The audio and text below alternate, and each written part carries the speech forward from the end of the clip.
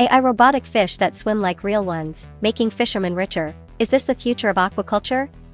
Hello everyone, today, I'm diving into an incredible breakthrough from China, smart robotic tuna and dolphin fish that are shaking up the fishing world. At Beijing's National Innovation Center for Digital Fisheries, researchers from China Agricultural University have crafted these shiny metallic fish that glide through tanks like the real deal. They're not just cool to watch, they're game changers, patrolling a 400-meter fish cage in just 4 hours, 20 times faster than human divers, Associate Professor Liu and expert Wei Yaoguang, with over 20 years in the field, aim to lighten fishermen's loads. These underwater bots use AI sensors to monitor water quality and fish behavior, even guiding fish to harvest zones. The best part? Real fish follow them without freaking out. Powered by dual-axis motors and ultralight AI chips, they swim smoothly, keeping fish calm.